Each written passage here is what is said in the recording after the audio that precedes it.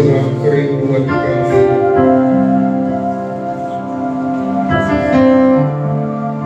yang terdalam memandang wajah-Mu,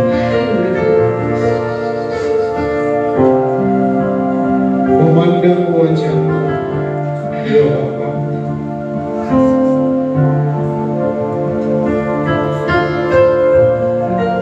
Itulah kerinduan kami yang terdalam.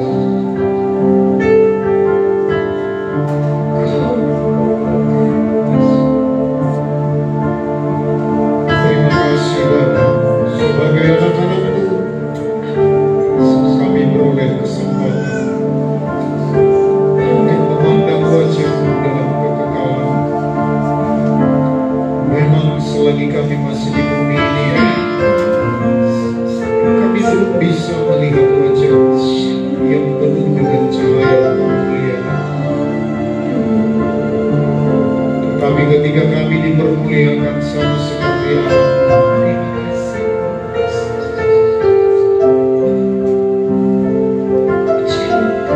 kami tidak bisa lagi terpisahkan antara Engkau dan kami.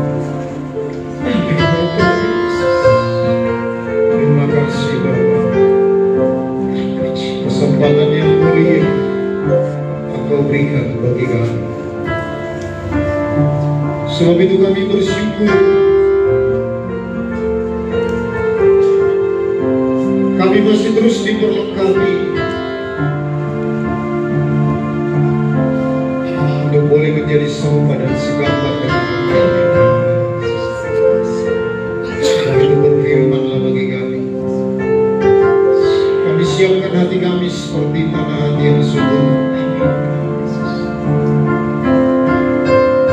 Terima kasih untuk telinga mendengar, hati yang memahami, dan pikiran Kristus. Terima kasih Bapa.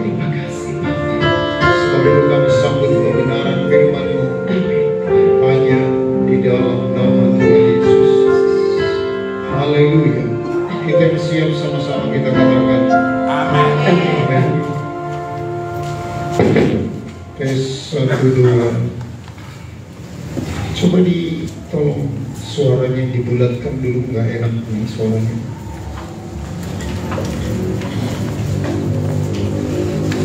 Tes 1. Ya, salam bagi kita semuanya. Shalom. Salam jumpa kembali. Ya.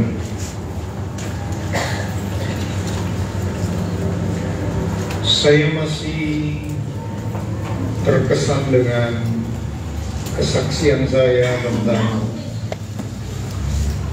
di masa-masa yang sulit selama 1 bulan yang lalu. Seperti yang saya saksikan minggu yang lalu dari 1 Korintus 2:14, sesuatu yang berharga itu perkara rohani yang Tuhan berikan bagi kita, itu adalah sangat mahal. Sangat mahal bagi kita orang-orang rohani. Perkara-perkara rohani itu sangat mahal. Nah, bagi saya perjalanan itu sangat-sangat membekas. Ada 2 kali saya diamputasi. Amputasi pertama, amputasi 2 jari kaki. Itu sama seperti perjalanan, kalau saya bilang perjalanan sama seperti Yesus ke kayu salib. Sebab begini, waktu itu saya benar-benar lemas. Sebelum masuk ruang operasi 2 jam di ruang penantian dalam kondisi lapar puasa dari jam 8 pagi. Makan pun pagi di rumah sakit, tahulah Bapak Ibu ya, tidak selera. Kekuatannya sampai jam 2 sampai jam 7 selesai operasi itu sangat menyiksa. Dan kondisinya sangat dingin. Dan maaf kata, kita kondisinya telanjang karena dilapisi dengan selimut tipis. Dan itu sangat menyiksa dalam keadaan lapar dan sangat kedinginan. Dan waktu itu saya benar-benar sudah menyerah total kepada Tuhan. Waktu itu saya berkata kepada Tuhan begini, Tuhan, kalau ini waktunya Engkau panggil aku sudah siap. Dan saya tidak minta delay, Tuhan. Saya ingat apa yang saya beritakan kebenaran. Saya nggak minta delay. Kalau ini waktunya, jemput aku, Tuhan. Nah, waktu saya merenungkan kejadian ini, saya diingatkan Roh Kudus lagi tentang ayat ini. Mari kita buka 1 Yohanes 4 ayat 17 dan ayat 18.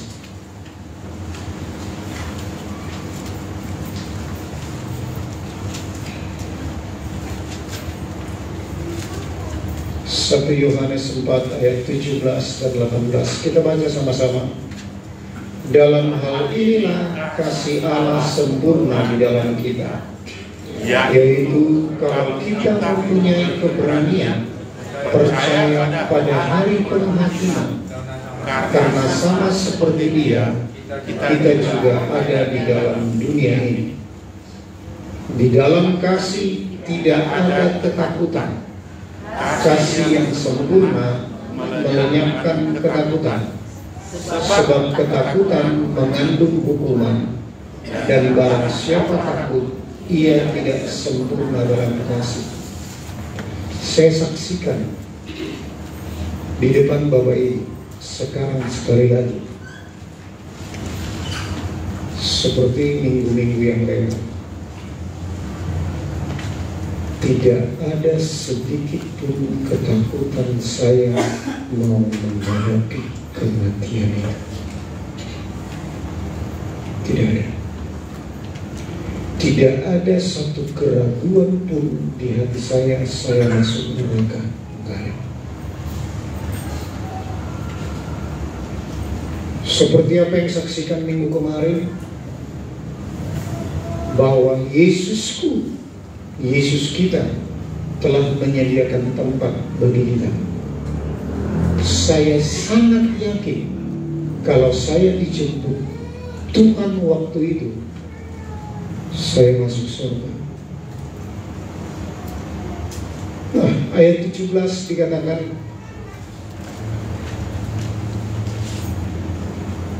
kalau kita mempunyai keberanian percaya pada hari penghakiman, karena sama seperti Dia, kita juga ada di dalam dunia ini. Tentu kita percaya ada hari penghakiman. Ayat 18. Di dalam kasih tidak ada ketakutan. Di sana saya merenungkan bahwa saya tinggal di dalam kasih, bebas dari ketakutan.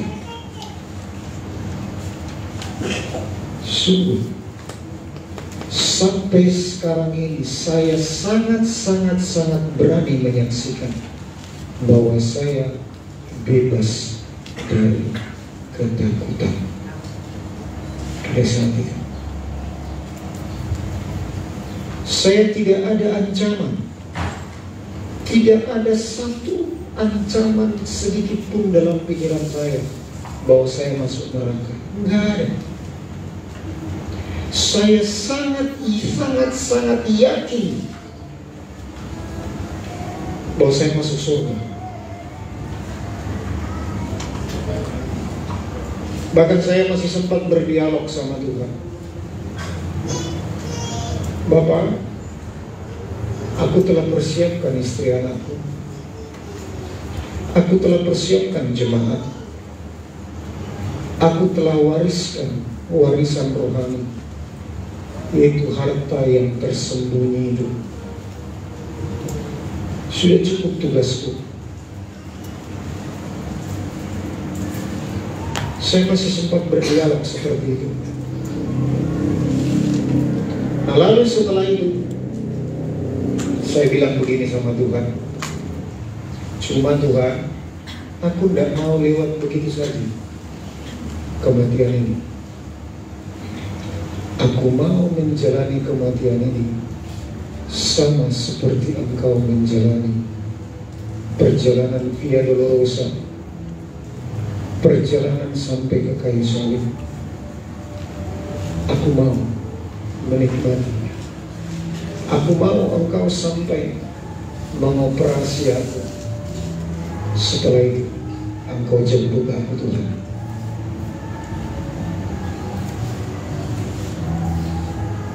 Ini kesaksian hidup Bapak Ibu.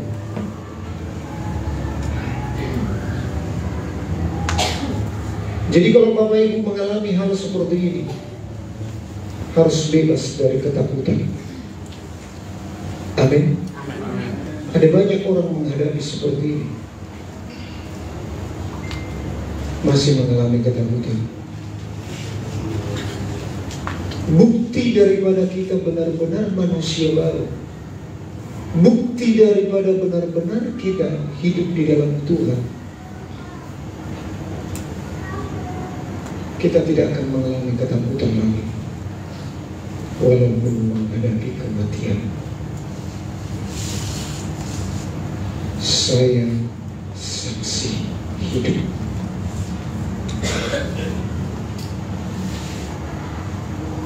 Inilah berkat rohani yang sangat indah yang saya alami dalam perjalanan itu. Benar-benar berkat rohani. Tuhan, terima kasih kalau Engkau izinkan aku menjalani ini, menjalani kematian yang saya rasakan. Saya mau mati, Tuhan, tetapi saya tidak mengalami ketakutan sedikit pun. Ternyata kasih melenyapkan ketakutan. Tidak takut lagi kita akan penghakiman. Sebab mari ingat, ketika kita sudah menjadi anak, kita tidak ada di bawah penghukuman lagi. Kita tidak ada di bawah penghakiman lagi. Roma 8 ayat 1. Kita sudah bebas dari penghakiman, dari penghukuman. Demikianlah sekarang tidak ada penghukuman bagi mereka yang ada di dalam Kristus Yesus. Amin, Bapak Ibu. Penghakiman itu ada kepada pihak musuh, yaitu musuh Allah. Apakah kita anak-anak Allah masih pantas disebut musuh Allah?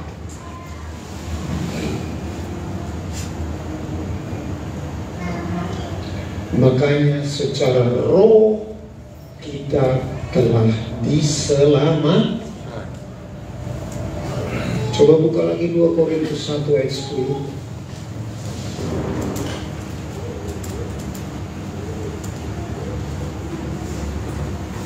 Saya tahu kebenaran firman ini, saya ulang-ulang terus. Saya renungkan terus siang dan malam, sehingga saya memperoleh buahnya tanpa sadar. Di alam sadar saya, di alam bawah sadar saya, firman ini bekerja, sehingga tidak ada lagi ketakutan bagi saya menghadapi kematian. Saya sudah pernah saksikan hampir 17 tahun yang lewat.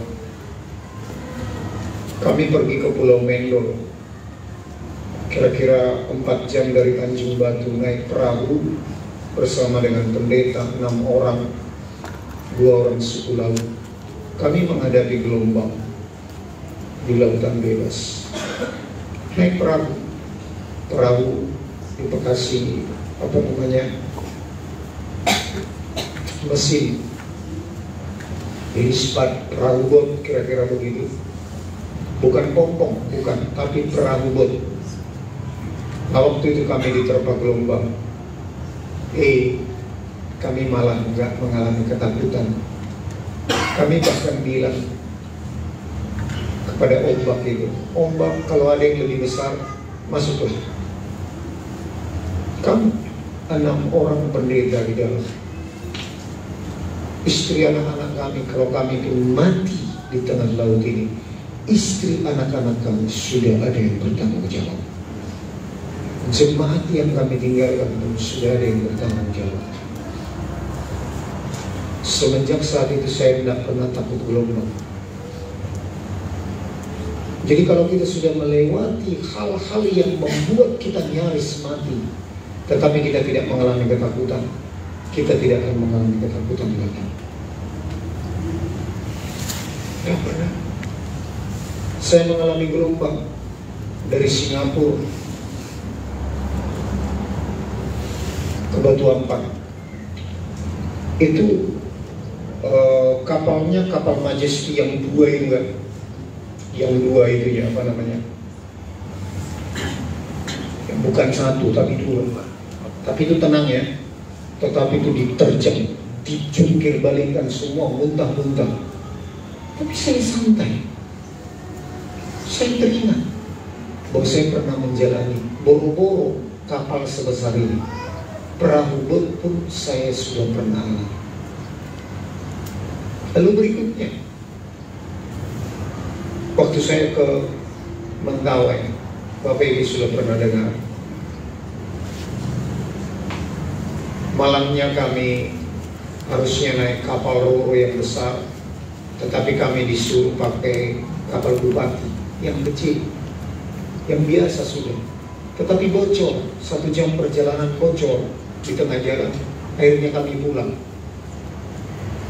Lalu kami harusnya melakukan seminar dengan 160 pendeta di Mentawai dengan bupati dan karyawannya.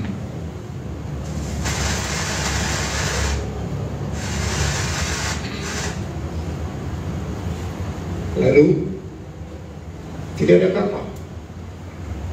Tapi tidak kebetulan ada 1 kapal penumpang yang harus mengurus izin kepada waktu itu. Dan itulah yang diutus Tuhan harusnya. Dan pesawat pun tidak ada jadwalnya waktu itu. Jadi harusnya itu dari jaringan doa nasional. Kami bergabung waktu itu dengan Pak Aris. Nah, secara luar biasa harusnya saya pembicara di hari pertama. Tetapi entah kenapa panitia mengatur jadi hari kedua. Jadi bebaslah saya dari hari pertama. Jadi saya menjadi pembicara terakhir.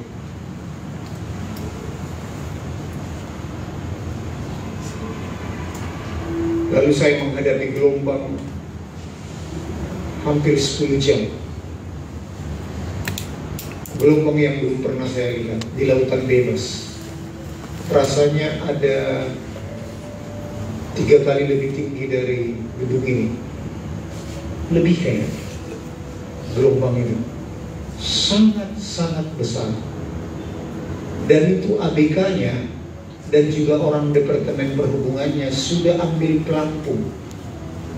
Tetapi kami 5, ada 2 pendua syafaat ibu-ibu, 3 kami bapak-bapak, santai. Lalu salah seorang bapak-bapak pendua syafaat bilang kepada orang Departemen Perhubungan itu, "Bapak, kenapa gemetar? Ngambil pelampung untuk apa?" Loh, Bapak tak lihat gelombang ini? Lalu bapak ini pendua syafaat ini pasukan doa kita yang di Padang. Dia memberitakan firman apa yang saya sampaikan. Loh, Ini kan laut punyanya Tuhan. Kenapa harus takut? Ini punyanya Tuhan. Nah, padahal waktu itu menghitam di depan dan gelombang sangat besar. Kami diombang-ambingkan sedemikian rupa, kira-kira hampir 10 jam. Luar biasa.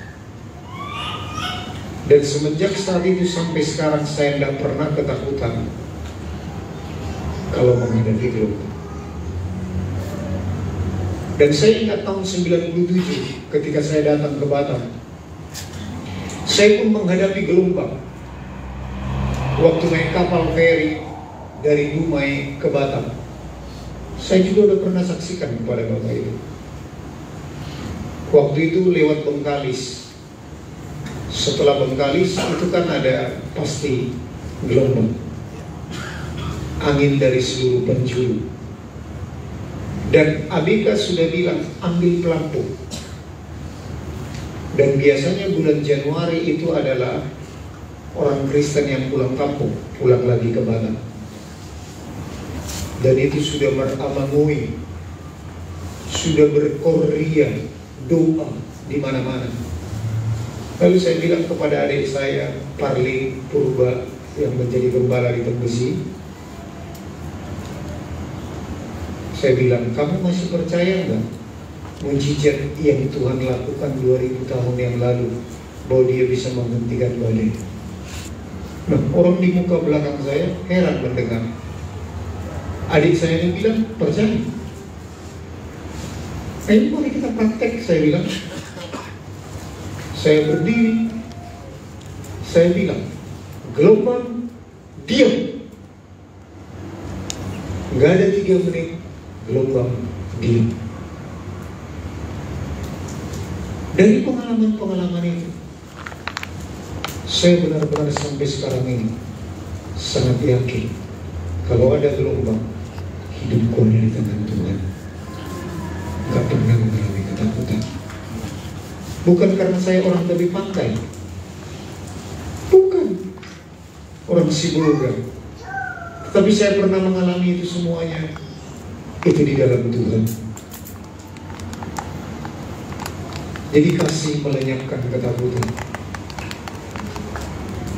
Gelombang yang terakhir yang saya hadapi adalah ketika saya mengalami amputasi. Benar-benar saya menikmati perjalanan ini. Benar-benar saya nikmati. Keadaan lapar, keadaan kedinginan, saya nikmati. Aku mau menikmati perjalanan ini Tuhan, sama seperti Engkau menikmati perjalanan ke kayu salib. Dan aku siap mati Tuhan. Aku siap Engkau jemput.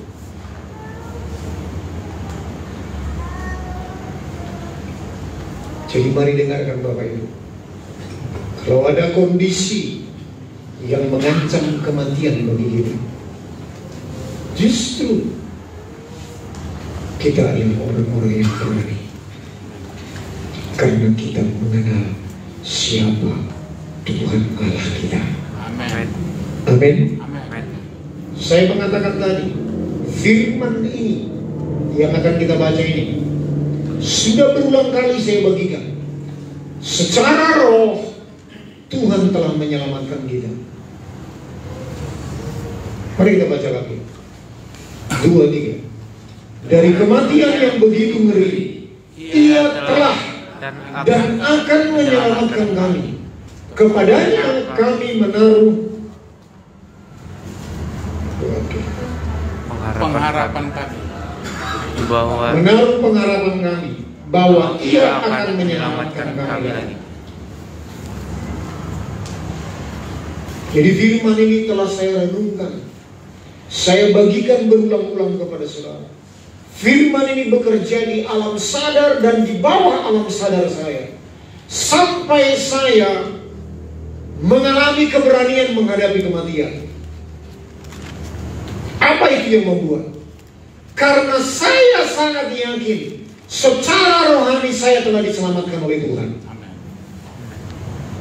Sehingga saya membuktikan saya melewati ketakutan.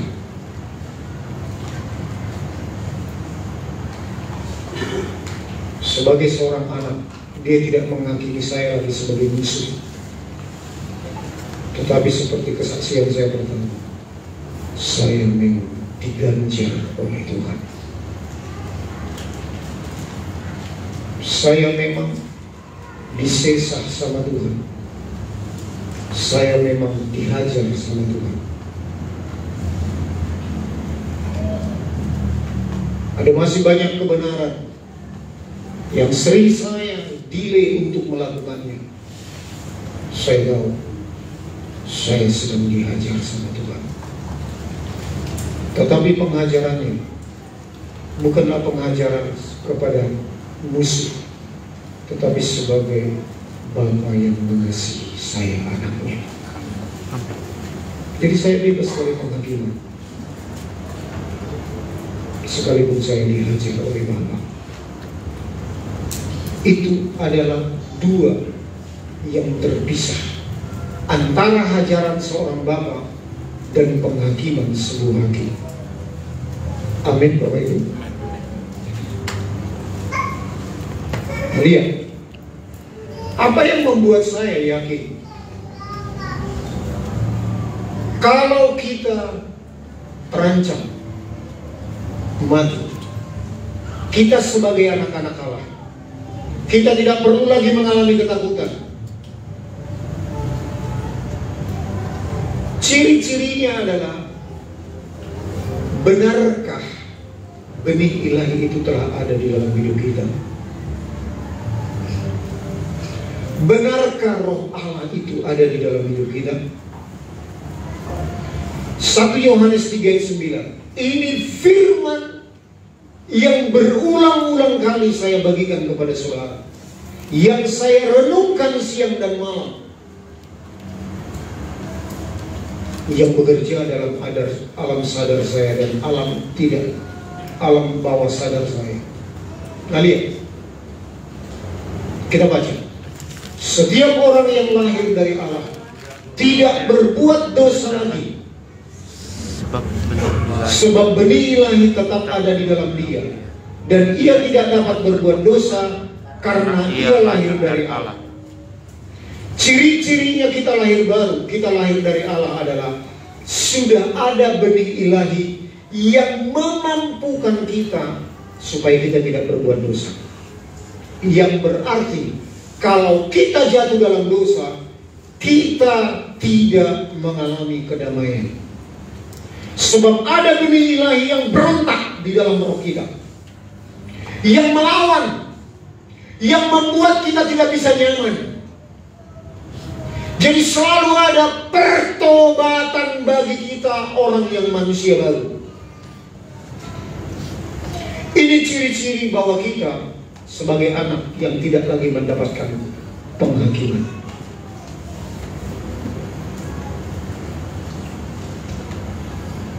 Jadi firman ini saya ulang terus menerus, dan ini bekerja. Makanya kita perlu merenungkan firman Tuhan siang dan malam. Amin, Bapak Ibu. Coba kita buka lagi Efesus 1 ayat 13 dan 14.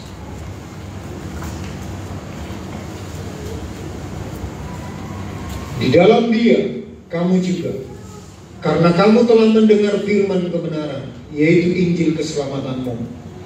Di dalam Dia kamu juga, ketika kamu percaya, dimeteraikan dengan Roh Kudus yang dijanjikannya itu. Dan Roh Kudus itu adalah jaminan bagian kita sampai kita memperoleh seluruhnya, yaitu penebusan yang menjadikan kita milik Allah untuk memuji kemuliaan-Nya. Jadi bagi kita yang sudah benar-benar lahir baru, ciri-cirinya adalah di dalam kita sudah ada Roh Kudus. Yang percaya boleh katakan amin. Amin. Kalau ada Roh Kudus, berarti ada pribadi yang selalu rindu mengerjakan kehendak kekudusan dalam hidup kita. Jadi kita pasti tidak bisa mapan dalam dosa. Amin. Jadi ciri-ciri kita bahwa kita sudah lahir baru, kita menjadi anak Allah. Kita tidak mungkin berkata, oh suka-suka pula berbuat dosa, toh nanti aku diampuni. Gak mungkin kita berkata begitu. Yang mengerti katakan amin. Amin. Tetapi yang ada adalah kalau kita jatuh dalam dosa, kita tidak bisa nyaman.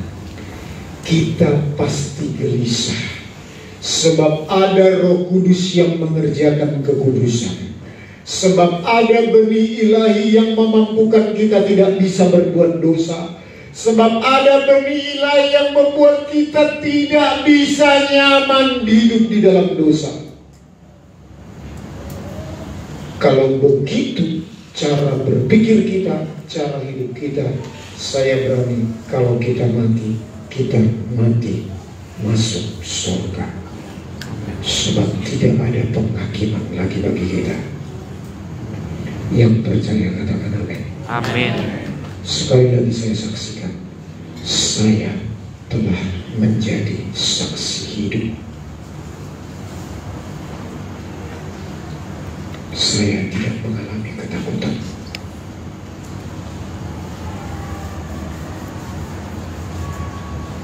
Sehingga ketika amputasi kedua,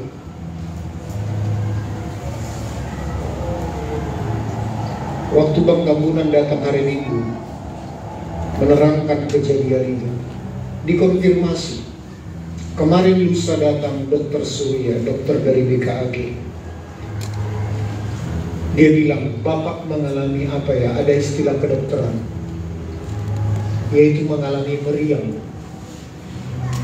Dikatakan infeksi menyeluruh. Memang saya bilang setelah amputasi pertama, saya mengalami meriang. Tiap hari 2 atau 3 kali saya mengalami demam. Bahkan saya mengalami sampai tidak sadar 40,2 derajat Celcius. Pernah sampai waktu 2 malam hari Rabu. Nah waktu itu kan kami disuruh membersihkan luka itu, bekas amputasi pertama di klinik. Dan itu saya menjerit minta ampun. Benar-benar saya menjerit. Saya merangkul istri saya, sebab membersihkan luka, Bapak Ibu yang melihat luka pertama itu, tulang kan sudah kelihatan, 2 jari telah hilang, daging sebagian besar dari telapak kaki saya sudah hilang. Bayangkan Bapak Ibu, luka yang sedemikian, luka sedikit saja kita di tubuh bisa meriang. Ini yang membuat luka diabetes juga cepat menjalar ke atas. Itu yang disebut dokter kemarin meriang. Itu yang Bapak alami.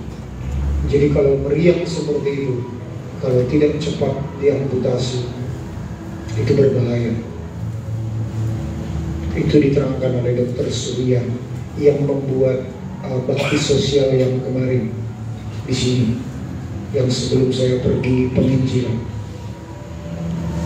Nah itu berarti tindakan dokter yang kedua mengamputasi kaki Bapak itu adalah betul. Dan itu yang saya alami. Jadi jenis juga penyakit diabetes berbeda-beda begitu. Jadi ada yang tempo seminggu menyerang sedemikian hebat.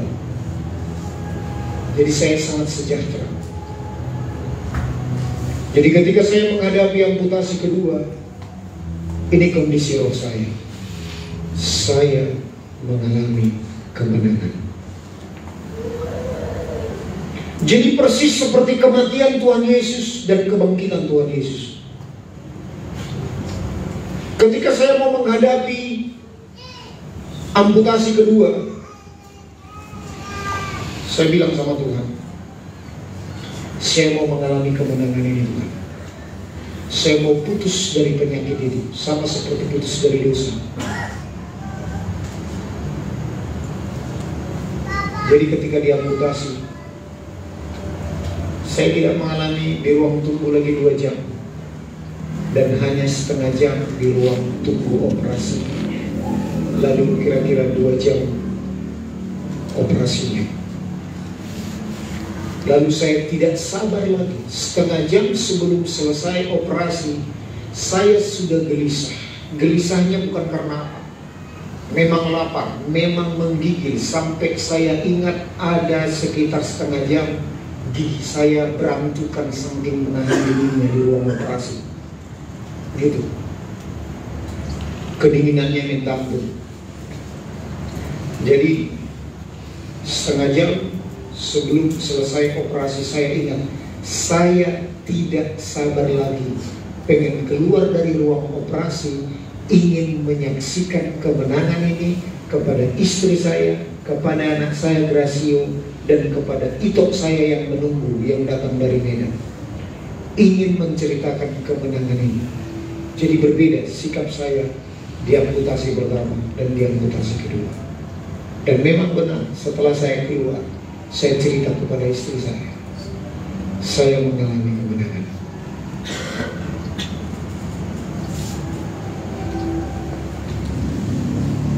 Jadi mari lihat Bapak Ibu, ada beberapa, sebagian besar yang mengunjungi saya, dan rata-rata mereka berkata, jadi kuat ya Ma, tetap semangat ya Ma. Saya mau saksikan kepada Bapak Ibu, inilah kesaksian yang benar. Saya jauh lebih semangat hidup saya sekarang daripada saya sebelum dioperasi. Jauh lebih semangat saya menghadapi hidup sekarang daripada saya belum dioperasi. Bahkan menghadapi amputasi, saya tidak ada minder sedikit pun. Kenapa? Itu yang saya saksikan minggu kemarin. Karena hidupku adalah Kristus, mati adalah keuntungan. Hidupku adalah Kristus, artinya saya berbuah bagi kerajaan Allah. Saya diizinkan Tuhan hidup kembali karena saya ingin hidup, karena saya mendengar kerinduan Bapak dan Ibu yang berkata kepada saya masih merindukan Bapak, membimbing kami untuk menjadi dewasa. Dari sana saya berpikir ulang, ya Tuhan, benarlah Engkau panggil aku untuk membawa umat-Mu masuk dalam perjanjian. Itu yang makin meneguhkan hati saya. Berarti masih ada PR bagi saya. Saya masih ingat ada beberapa teman saya, orang Kristen juga, teman ngopi di Mitra, mereka datang. Ada 4 orang. Salah seorang berkata begini, dia pelayan di gereja karismatik. Dia bilang begini, memang abang-abang pendeta, tapi sekalipun pendeta, banyak yang tidak siap menghadapi seperti ini.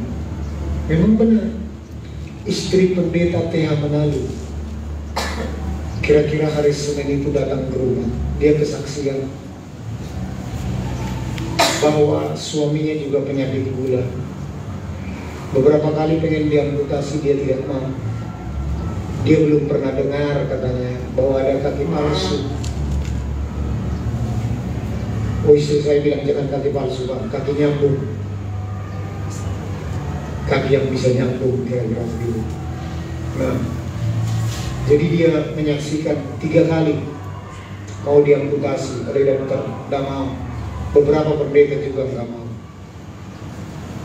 Beberapa tidak siap, sekalipun pendeta. Tapi tak kenapa waktu itu ya, saya hanya 2 dasar saya untuk mau diamputasi. Baik amputasi 2 jari maupun amputasi di bawah lutut. Ini begini, hidupku bukan aku lagi Tuhan. tapi Kristuslah yang hidup di dalam aku. Berarti suka-sukamu Tuhan atas tubuhku ini. Yang kedua, tubuhku ini adalah bait Roh Kudus. Suka-sukamu Tuhan, hanya itu alasan saya. Tetapi Roh Kudus saya sudah saksikan minggu kemarin dan dua minggu kemarin. Roh Kudus memberikan pengertian kepada saya. Kenapa engkau tidak keberatan untuk diamputasi? Roh Kudus bilang begini, karena engkau tidak menginginkan apa-apa lagi. Itu yang membuat saya sangat berbahagia. Roh Kudus menyingkapkan apa yang tidak bisa saya lihat. Ternyata kebenaran firman Tuhan yang saya renungkan siang dan malam itu, sekalipun belum bisa saya kerjakan sepenuhnya, bahwa saya benar-benar tidak menginginkan apa-apa lagi. Tetapi itu sudah Roh Kudus kerjakan di dalam roh saya. Sehingga saya dengan rela, saya saksikan abang saya tidak rela waktu malam sebelum amputasi kaki saya ini. Dia nangis-nangis di rumah sakit. Saya bilang, kenapa bang kamu nangis? Saya sendiri yang mengalaminya, saya rela diamputasi. Sampai dia terdiam, baru dia pulang. Jadi saya saksikan kepada Bapak Ibu, kita kalau sebagai anak, kita tidak perlu lagi mengalami ketakutan. Amin. Amin. Coba lihat senyum saya.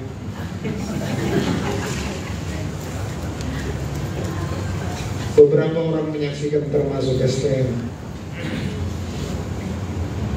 Waktu mereka melihat saya ketika setelah selesai diamputasi pertama, dan melihat saya juga ke rumah sakit, ini lewat Bapak ini. Benar. Pak Johan juga bilang, kalau mengalami demam terus, orang yang seperti ini lewat. Beberapa orang bilang lewat. Keluarga saya yang di Medan bilang, melihat foto dan video call, lewat.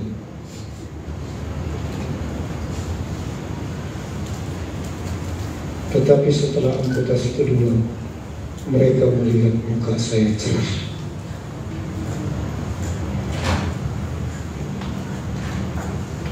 Ini perjalanan yang sangat berharga yang saya sangat alami, yang bisa menjadi kesaksian yang hidup bagi kita, bahwa kita sebagai anak-anak tidak perlu mengalami ketakutan. Amin. Sekali lagi, saya saksikan, kita tidak perlu mengalami ketakutan. Amin Bapak Ibu. Yang penting jaga hidup kita dengan Tuhan, berjalan bersama dengan Tuhan. Kalau kita pun jatuh bangun, ingat kita adalah anak.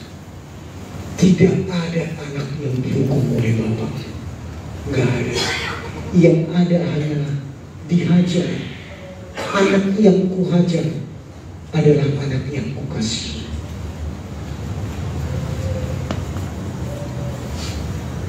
Mari saya lanjut. Apa bukti daripada kita bahwa kita sudah lahir baru?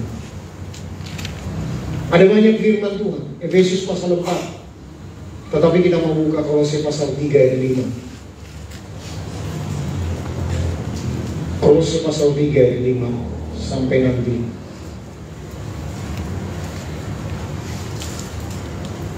Ini bukti daripada, ini judulnya manusia baru, betul? Di Alkitab kita. Lihat.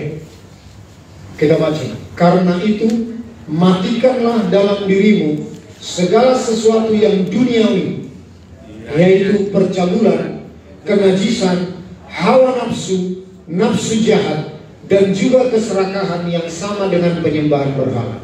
Ini ciri-ciri pertama dari kita manusia baru. Mau nggak kita mematikan ini? Kenapa? Kenapa Roh Kudus memberikan kesaksian kepada Paulus supaya kita sebagai manusia baru mau mematikan ini? Karena lihat Bapak Ibu, sekali lagi, kalau kita lahir baru, yang lahir apa kita? Roh. Kalau baru lahir berarti dia masih dia punya kekuatan apa enggak? Bayi punya kekuatan apa enggak? Jiwa kita sudah lahir enggak? Waktu kita lahir baru, jiwa kita, pikiran, perasaan kita tetap, betul? Dia sudah dewasa oleh semua perbuatan-perbuatan orang dari dunia ini, termasuk dalam hal segala sesuatu yang duniawi, termasuk percabulan. Apakah langsung pergi percabulan dari pikiran kita waktu kita lahir baru? Enggak. Kenajisan, hawa nafsu, nafsu jahat, keserakahan, yang sama dengan penyembahan berhala. Berarti kalau jiwa kita dewasa sementara roh kita baru masih bayi, bisa nggak memimpin bayi? Bayi memimpin orang dewasa? Nggak bisa.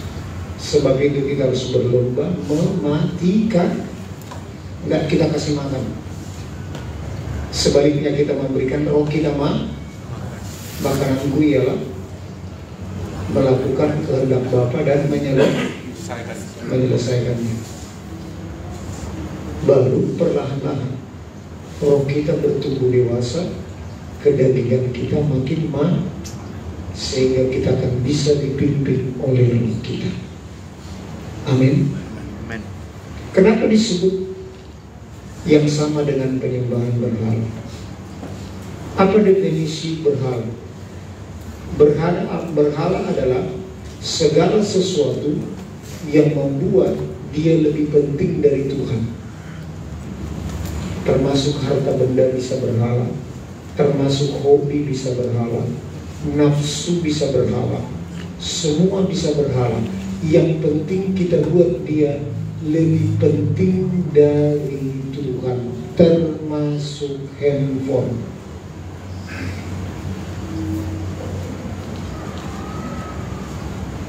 Segala tontonan kita. Saya kalau sudah misalkan berlebihan nonton telenovela atau apapun olahraga, saya pasti terus, oh kamu sudah lebih penting ini.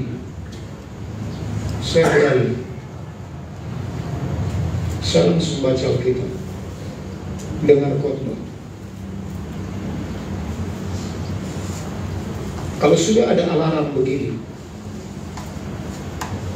kalau saya nonton telenovela, saya melihat sisi-sisi kebenarannya. Apa yang perlu saya ambil? Nah kalau sudah selesai itu, udah langsung nek saya. Tadinya saya suka, oh nggak ada lagi gunanya ini. Udah dapat prinsip kebenaran yang saya ambil, saya tinggalkan. Jadi jangan sampai menjadi penyembahan berhala. Jadi kita yang menilai. Selanjutnya ayat 6. Semuanya itu mendatangkan murka Allah atas orang-orang durhaka. Kita masih orang durhaka apa enggak? Masih mendatangkan murka Allah enggak? Kita bukan lagi musuh Tuhan. Itu berlaku bagi orang-orang yang belum menerima Yesus sebagai Tuhan dan Juru Selamat. Jadi ini bukan gaya hidup anak Allah. Amin. Mari kita matikan semuanya ini. Ayat 7. Dahulu juga kamu melakukan hal-hal itu ketika kamu hidup di dalamnya. Artinya sebelum menerima Yesus. 8. Tetapi sekarang buanglah semuanya itu, yaitu marah, geram, kejahatan, fitnah, dan kata-kata kotor yang keluar dari mulutmu. Kita membuang, kita mematikannya. Sebab itu akan membuat jiwa kita semakin dewasa. Pikiran kita yang duniawi semakin dewasa. sehingga roh kita tidak bisa menguasai jiwa kita. Ayat 9, jangan lagi kamu saling mendustai karena kamu telah meninggalkan manusia lama serta kelakuannya terus, dan telah mengenakan manusia baru yang terus-menerus diperbaharui untuk memperoleh pengetahuan yang benar menurut gambar haliknya. Jadi kita terus bertumbuh dalam pengenalan akan Tuhan.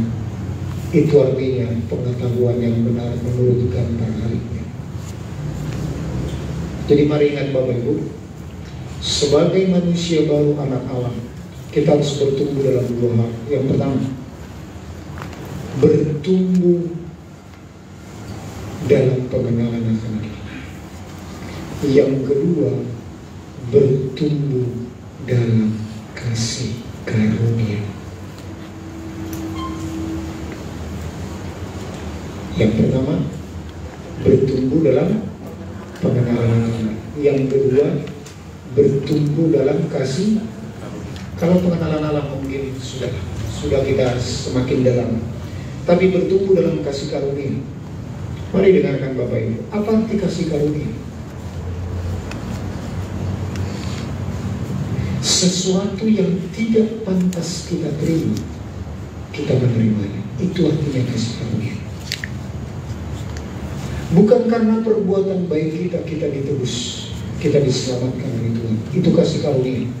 Jadi bertumbuh dalam kasih karunia artinya bukan kita stop waktu kita lahir baru, kita stop bertumbuh dalam kasih karunia. Kita harus bertumbuh terus sebagai anak Allah. Bertumbuh dalam kasih karunia artinya begini, selama pertumbuhan kita sebagai anak sampai kita dewasa, kita harus menyadari bahwa hidup kita dalam kasih karunia. Artinya kita selalu ada di pihak Bapa. Bapa tidak pernah menghakimi kita. Bapa selalu ada di pihak kita. Makanya dalam Efesus 1 ayat 3-5, dari semula Dia telah memilih kita menjadi anak-anaknya. Mana ada seorang bapa untuk menjadi hakim bagi anaknya? Tapi sekali lagi, Dia menghajar anak yang dikasihinya. Dia tidak pernah berdiri sebagai hakim. Dia berdiri sebagai hakim kepada pihak musuhnya, bukan kepada pihak anaknya. Makanya Dia pilih kita dari sejak semula menjadi anak-anaknya. Jadi mari kita lihat Bapak Ibu, kalau kita ditegur sama Tuhan, kita harus berpikiran begini, oh Bapakku ada di pihakku. Amin.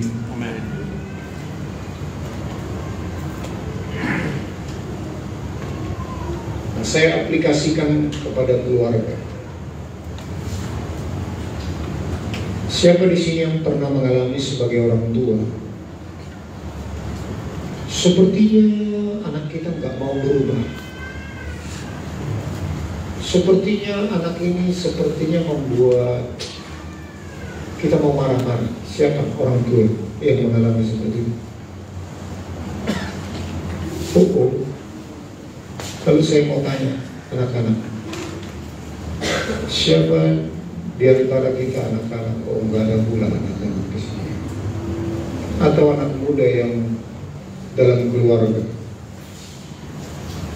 yang mengalami begini. Kalau orang tua menasihati dia, sepertinya orang tua ini ada di pihak musuh, memarahi aku aja. Siapa anak-anak yang pernah mengalami seperti itu?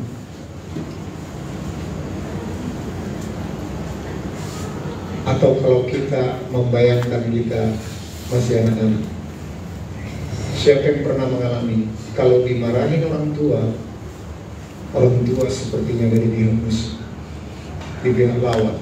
Orang tuaku ini marah-marah aja.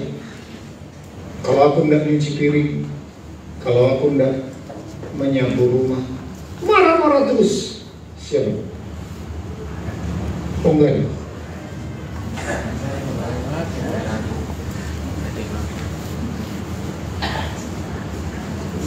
Itu artinya tidak bertumbuh dalam kasih karunia.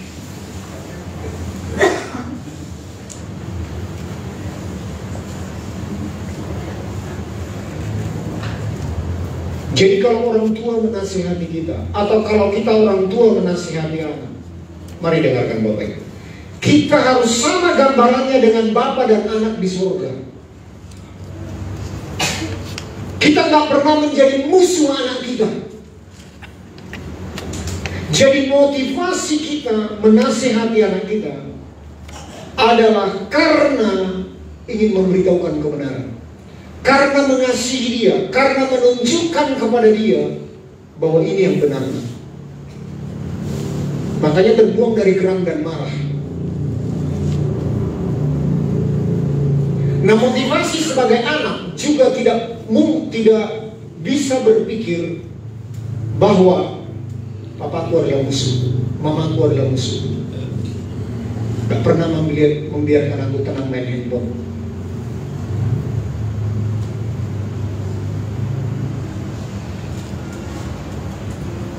Jadi mari lihat, supaya kita sama sepihak dengan Allah, baik Bapa dengan anak, baik mama dengan anak, supaya kita sepihak dengan Bapa, mari kita berdiri di pihak kebenaran. Amin. Caranya bagaimana? Berpihak di pihak kebenaran. Caranya bagaimana? Kalau orang tua menasihati, cuci piring, sapu rumah, atau lakukan pekerjaan rumah. Jadi apa yang ada di dalam pikiran kita sebagai anak?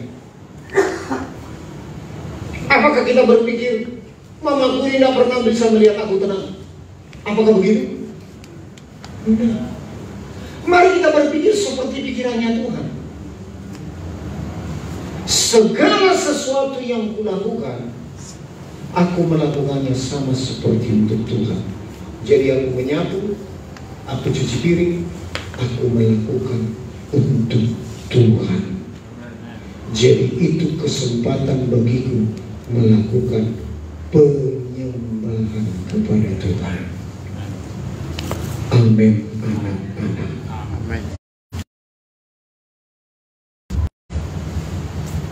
Makanya kita orang tua juga punya tugas membagikan kebenaran kepada anak-anak, supaya anak-anak kita bisa berpikir dia pun akan melakukan perintahan, dia melakukan sama seperti untuk Tuhan. Itu artinya bertumbuh dalam kasih karunia. Amin, Bapak Ibu. Amin. Jadi kita sebagai orang tua bagaimana? Kita benar-benar mendisiplin anak kita, bukan karena geram, bukan karena marah, tetapi karena memang pengen anak kita mengetahui kebenaran. Jadi motivasi kita adalah karena kasih. Bukankah begitu Bapak kita menghajar kita? Apa tujuan Bapak mengajar kita? Supaya kita kembali kepada kebenaran. Bukan untuk menghakimi kita, sebab kita bukan musuh Bapa kita. Amin. Itu artinya ayat berapa itu? Kita bertumbuh dalam pengenalan gambar haliknya. Terakhir, Kolose pasal 3 ayat 17 dan 18. Dan segala sesuatu yang kamu lakukan dengan perkataan atau perbuatan, lakukanlah semuanya itu dalam nama Tuhan Yesus, sambil mengucap syukur oleh Dia kepada Allah Bapa kita. Oh, enggak. Ayat 17 saja. Jadi kita melakukan semuanya dalam nama Tuhan Yesus. Artinya kita melakukannya semuanya sama kepada Tuhan.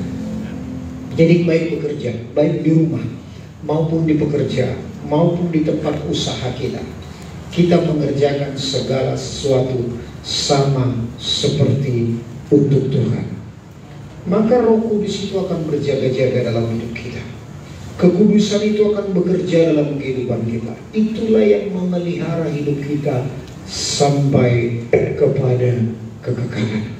Itulah yang membuat kita, rohani kita, roh kita bertumbuh semakin dewasa. Lalu jiwa kita pun semakin merosot secara kedagingan. Tetapi jiwa kita bertumbuh mengalami pikiran dan perasaan yang terdapat dalam Kristus Yesus. Lalu tanpa sadar, jiwa kita pun diselamatkan. Dan roh jiwa yang diselamatkan, itulah yang akan diangkat, yang diubah tubuhnya menjadi tubuh kemuliaan. 1 Tesalonika 5 ayat 23, ini benar-benar terakhir. 1 Tesalonika 5 ayat 23. Semoga Allah damai sejahtera menguduskan kamu seluruhnya, dan semoga roh, jiwa, dan tubuhmu terpelihara sempurna dengan tak bercacat pada kedatangan Yesus Kristus Tuhan kita. Apa kita yang terpelihara? Roh, jiwa, dan tubuh kita. Roh kita sudah. Bagi kita yang lahir baru, jiwa kita progres. Amin. Mari pastikan sama-sama, katakan progres. Progres. Bagi kita yang mengalami keselamatan roh dan jiwa, kita mengalami kesempatan tubuh kita akan diubah menjadi tubuh kemuliaan waktu Tuhan mengangkat kita. Amin. Amin. Amin. Kita berikan kemuliaan bagi Allah. Katakan sama-sama, merdeka. Merdeka. Mari kita bangkit berdiri.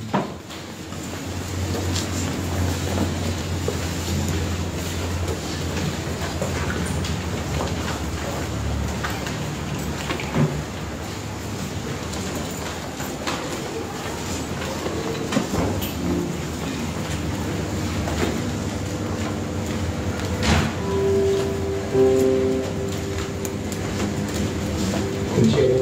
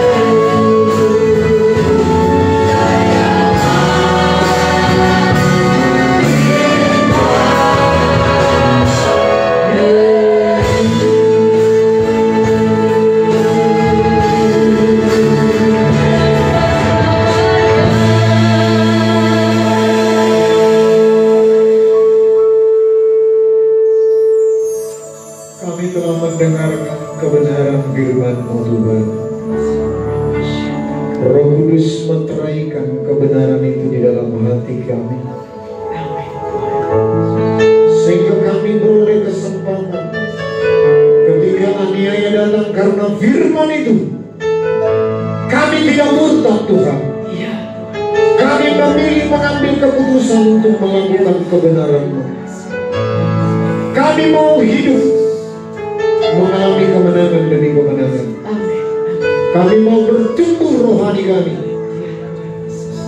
dan jiwa kami matikan dalam segala pikiran keduniawiannya, sehingga kami bertumbuh dalam pikiran dan perasaan yang terdapat dalam Kristus Yesus. Sehingga bukan roh kami saja yang diselamatkan, tetapi jiwa kami juga diselamatkan Tuhan. Sehingga waktu Engkau datang menjemput kami, Engkau berkenan menyelamatkan tubuh kami juga, mengubahkan tubuh kami menjadi tubuh kami, tubuh dalam kemuliaan, sehingga terperihalalah menjelang kedatangan-Mu. Roh, jiwa, dan tubuh kami terpelihara sempurna. Roh Kudus, ajari kami mempraktikkan ini dalam rumah tangga, hubungan kami sebagai bapak, ibu, dan anak-anak, supaya kami selaras dengan Bapa. Sehingga kami orang tua punya tanggung jawab mewariskan kebenaran demi kebenaran yang mengubah cara berpikir anak-anak kami, supaya tidak berpikiran dunia, tetapi berpikiran pikiran Allah, yaitu kebenaran demi kebenaran firman-Mu. Sehingga kami tahu membedakan mana yang menyenangkan hati Tuhan, mana yang tidak. Dan anak-anak kami mengambil keputusan melakukan segala sesuatu perintah orang tua, sama seperti melakukan untuk Tuhan. Anak-anak kami mengalami sukacita ketika kami orang tua memberikan nasihat kepada mereka Tuhan. Dan kami juga sebagai orang tua bertanggung jawab untuk mengasihi, bahkan menghajar anak kami sebagai anak yang kami kasih. Terima kasih Bapa, meteraikan kebenaran firman. Kami tidak perlu lagi mengalami ketakutan sekalipun kami menghadapi kematian, sebab kami telah bebas dari penghakiman, dari penghukuman akan dosa. Sekalipun kami tidak disesa, dihajar oleh Bapa kami, tetapi kami bebas dari penghakiman Tuhan. Dan kami memang bertobat, terus mau hidup selaras dengan kehendak Bapa, menyenangkan hati Bapa. Terima kasih Tuhan, meteraikan kebenaran firman-Mu dalam pekerjaan. Ketika libur anak-anak, kami boleh menikmati persekutuan di rumah sebagai orang tua dan anak. Terjadi pemulihan dalam keluarga. Begitu juga di dalam pekerjaan. Yang belum bekerja, Engkau memberikan pekerjaan Tuhan yang pantas, yang layak sebagai anak-anak. Yang bekerja, Engkau berkati pekerjaan mereka Tuhan. Ketika mereka bekerja sama seperti untuk Tuhan, Tuhan pasti akan mempromosikan anak-anaknya yang mengerjakan segala pekerjaan sama seperti untuk Tuhan. Begitu juga yang berusaha Tuhan, Tuhan memberikan, memberkati setiap usaha-usaha yang lahir dari doa, yang lahir dari persekutuan dengan Tuhan, akan menghasilkan buah berpuluh kali lipat, bahkan 100 kali lipat. Terima kasih Kau memberkati setiap umat-Mu menjadi berkat bagi kerajaan-Mu. Terima kasih penyertaan-Mu, perlindungan-Mu, penjagaanmu, bahkan penyediaan-Mu bagi kami sepanjang minggu ini. Sebelum kami berpisah, biar kami boleh mengangkat kedua tangan kami dan mengadahkan wajah kami kepada-Mu. Tuhan memberkati Engkau. Tuhan menghadapkan wajahnya kepadamu dan memberikan engkau kasih karunia, damai sejahtera, anugerah yang berlimpah-limpah dari Allah Bapa di dalam anaknya yang tunggal Tuhan Yesus Kristus, dan persekutuan kuat bahkan sampai kekal selama-lamanya. Kita yang diberkati dan diutus menjadi berkat, sama-sama kita katakan amin. Silakan duduk Bapak Ibu.